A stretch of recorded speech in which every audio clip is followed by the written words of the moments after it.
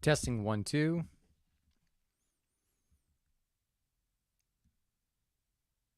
Testing 1 2.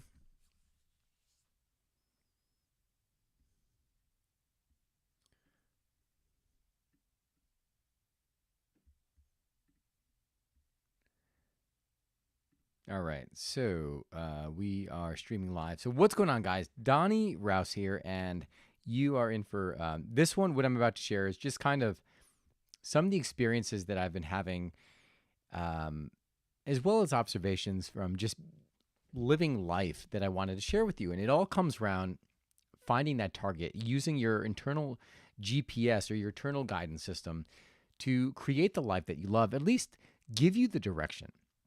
So, without further ado, hi guys, my name is Donnie Rouse, and you are listening to the podcast One Life, your internal guidance system. Each one of us has an internal guidance system that points us in the direction that of our happiness, points us in the directions of our purpose, points us in the direction of what feels good, right? I was listening to another podcast, The Mindset Mentor, and he proposed something about the meaning of life. And he said something along the lines of the meaning of life is to have an experience. Because at any given moment, we're always having an experience. So the idea is that in any moment, you can choose your own experience. You can choose to see which frame you see the world. And how you choose the frame or the frame you choose determines how you feel and how you progress forward. So that is somewhat related to what we're going to go in today. Today, we're going to talk about how do you use your internal guidance system to pursue the life that you were meant to live, pursue the things that make you happy, and do all those things that you want to do in life. But before we go there, we have to know, well, what gets in the way of us pursuing our, going down our path? What gets in the way of us from being happiness, experiencing the liveliness of maybe that travel, booking that vacation or starting that new career? There's three things I'm going to talk about. So the first is just distraction. Spending too much time on your phone, on social media, these things that constantly put you in a state of fear and a state of comparison. Secondly, let's talk about habitual living. When you get in that mode of doing the same thing over and over, sometimes it's very, very hard to break free from that. And the last of those holding you back is the shoulds. The shoulds are usually shoulds of other people, right? Like you've been given this set of beliefs, this set of values saying, oh, you should get married by a certain time. You should feel like shit once you turn 40 because you know what? You're getting old. And yeah, you put on weight. You should. So we're going to address those, but then go into how do you really, really connect deeply? And how to connect deeply is going to be several things. One, you get quiet. Two, you ask a question. You ask your heart to guide you. And then secondly, you follow your emotions. I was on the subway yesterday. I was going into New York City to have a health procedure done. And on the subway, it was funny. I was just standing up watching everyone as they sat there, and nearly every single person had their cell phone out. There was a guy next to me who I was just peering over his shoulder, just curious as to, well, what is he looking at? Right? He's on his phone and he's looking, he's swiping back and forth on his home screen where all the icons are. And he's moving back and forth. And then he opens his messages, no new messages, scrolls up, scrolls down, closes it out, goes back into it, scrolls up, down, closes it out, goes into his contacts, scrolling through his contacts. And I was like, what the hell is he doing? What is he looking for? Very likely that he wasn't looking for anything. It was just the mind being addicted to being stimulated. So he had to do something. He couldn't just sit there and be on that subway. Across from him was a girl who was literally, you just saw like the finger like swiping up, and rolling. I mean, there's no way she could even possibly view anything that was on her screen because she was scrolling so fast. Why I mention this is because there's this habitual need to always be doing something, right? And when you have this, when you feel like you need to be doing something, you have to catch yourself, because it is because of that need that what you want in your life is absent, because you're living in distraction. Your mind can't focus on what it is you want because it's too busy focusing on the nonsense you're looking at on your phone. So your phone is your biggest distraction. Secondly, let's talk about habitual living. There were times where, I mean, and I have to be something I have to be very conscious of in my own life, where I need to get out of the house more frequently. Sometimes I will start doing work and I will literally sit at my desk and I will not move from my desk. This was especially true after COVID. I had spent so much time, in my room doing stuff alone, that when it came time to go out, it actually felt awkward. I would find myself, when things opened up and I can go back to the gym, I'm like, all right, I'm going to go to the gym at 1 o'clock. 2 o'clock comes around and I am still home. I'm dressed for the gym, but I'm literally walking around the house. It's like, well, what am I doing? It's, I know what I had to do, but it was almost like I didn't want to get out of the house. And I was using the COVID example. That's an extreme example. But even maybe going out to a new place and to meet new friends or a social gathering, I would find myself doing that same thing. It was like, in a way, like self-sabotaging, because I'm like, all right, no, that's too new. Let's stay in the lines here, right? We don't want to do anything crazy. And so those are the things, like the distracted mind, the shoulds. The shoulds are things that are put on by your parents, the people around you, society. I had heard something very, very interesting. They said the shoulds are usually some societal contract that was made up by someone who believed in something, and more often than not, they're probably dead, right? So the idea that, bringing up my Catholic background, no eating meat on Friday. Well, for what's the reason behind it? Like, where does it say that? No, you have to get married by the time you're 30. Really? Says who? Or you have to have children by such and such a day. I know there's a biological clock in women, but some women have, births. I know someone who's had birth in their 50s. It's not that it's impossible.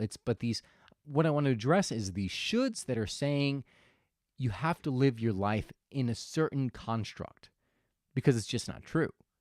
And the only thing it's doing is it's putting stress on you. So how do you get out of that, right? How do you find what it is that's really pulling you forward? Take everything I said. You could apply it to any way, any part of your life, any aspect of your life. But when I speak to you here, I am specifically speaking to the things that you want to do, the things that will bring you the most joy and happiness. I'm talking about like those trips, or even just taking the moment to go outside and watch the sunrise or the sunset, or take a coffee break with a friend. Right? These are the small moments that mean so much and have such an impact on your day and the way you feel. But yet, how often do you literally just brush them off because you're like, I don't have time for that. It is the little things that matter. But let's talk about those big things. Often I hear people say, well, oh my God, you live the life. I travel. I am fortunate to travel quite a bit. But it was a choice that I made. It was a choice in how my living arrangements, how I set up my business. It's not always easy. But it comes down to a choice. And what I want to tell you right now is there's an internal guidance system that is always guiding you as the decisions you should make. When you go against that guidance system, that's hell. That's when you feel pain. So the internal guidance, so let's get into. So internal guidance is tuning in, right? Tuning into this inner sense of knowing. How do you tune into that?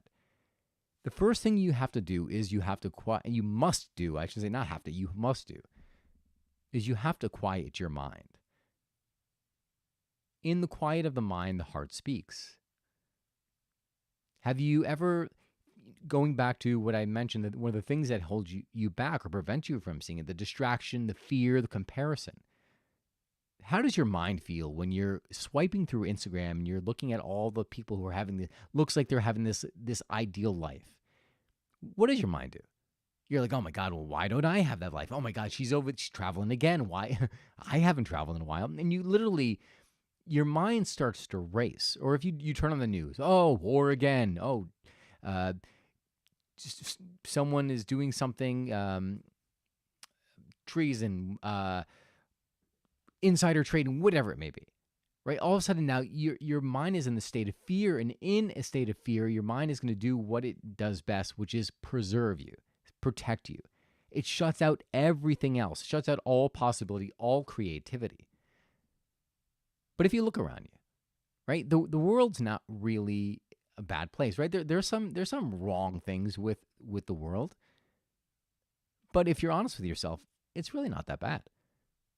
If you turn on the news, sides are literally throwing propaganda at one another, and it's all to keep you tuned in and tuned out of your own life. So silence your mind is number one. You can do silence your mind by going into prayer, going for a walk in nature, meditating. Number two is to follow your emotions. I was out with my friend Cynthia. We went out to dinner for my birthday, and I was telling her about different opportunities for me to move. In telling her that, I was telling her the shoulds as to why I feel like, man, but if I make this decision, what happens to X, Y, and Z? And she goes, no, you have to, the only thing you owe yourself is to follow your heart, is to follow the emotion. If that is what you're being called for, that is what you must do. Where do your emotions literally light up? Like where do you, when you talk about an opportunity, when you talk about a trip, when you talk about something that you want to do, you literally light up, and people can, if they were to look at your face, they can see the excitement in your face.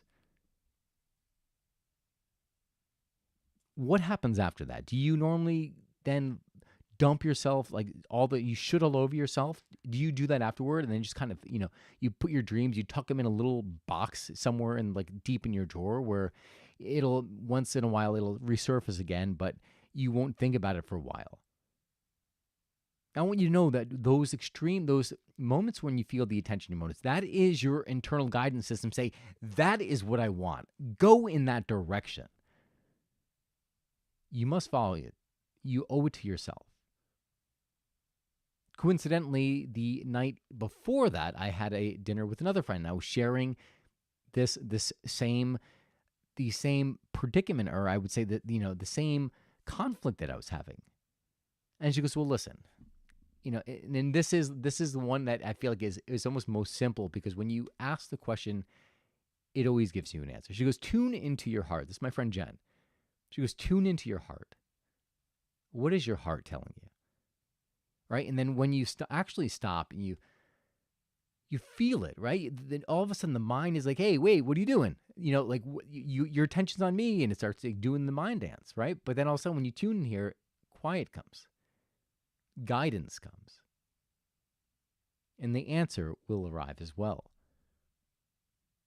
So I hope that I gave you 3 different methods for just starting to use your internal guidance system. So I'll end it with a few questions. Like, what is it that you want, right? Where do your emotions stir in the positive sense, right? Where do you feel excited, joyous, playful? You get happy about the possibility, anticipation. Like, what things do you speak about that stirs those emotions? Secondly, that thing that you've been questioning, that thing that's been keeping you on the fence, if you were to literally just put your hands over your heart, take a deep breath in, feel your heartbeat, and say, where is my heart guiding me? What is the answer you get? And then the last thing to do is just to take action on it. You can't always take that exact action at that time, but you can start to take steps. And step by step will move you in that direction. things will unfold. People will appear to guide you. It's one of the things that I feel that has prevented me in the past of making a lot of decisions, because it was literally burn the bridge for me, meaning, all right, I have to do it exactly like right now. Otherwise, I'm not going to do it. And I came from it, and it's worked for me, because by burning the bridge, aka making a decision in which you couldn't turn back, it forces you in that one direction. But the decisions or the actions don't always have to be so extreme, right? So me moving down to Florida, right? If I'm like, you know what, screw this, I'm leaving tomorrow.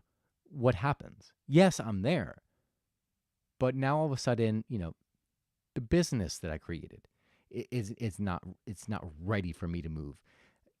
And the customers, it would be premature and irresponsible of me to just drop and go like that. But well, how can, and plus plus finding a place, right? But again, it's different for everybody. You follow your comfort level. You follow what feels right to you, because only you know what you need to do in order to make that thing happen. Maybe it is that drastic change. Maybe you're just like, you know what? Let's sever it off right now. I know exactly what I want. Go for it. By all means, go for it. Guys, I want you to live the most passionate expression of your life. That is the intention of this podcast. Yeah, it's a little bit of personal growth. It's my own experiences in the world, but really it's to awaken that desire in you to want to live a more full life, to really step out, because there's so much more beyond the day-to-day that you're experiencing. And when you get out into the world, when you have new experiences, just touching again on that habitual living, when you have new experiences, that is when the guidance system kicks in, because all of a sudden now you're giving it the opportunity. You're giving the universe the opportunity to guide you. It can't guide you if you're sitting in your room all day. You need to be out around people. You need to be stepping in the direction of where you want to go. That is all I've got for you guys today. I hope you enjoyed this podcast. If you did, please give it a thumbs up. Share it with a friend if you think that it would benefit them. And if you would, please subscribe, because that is how we grow our listener base. So share it, subscribe, and thank you so much for tuning in. I hope you enjoyed this episode. God bless, and I will see you again. And remember, you only get one life. Live it. Thank you so much.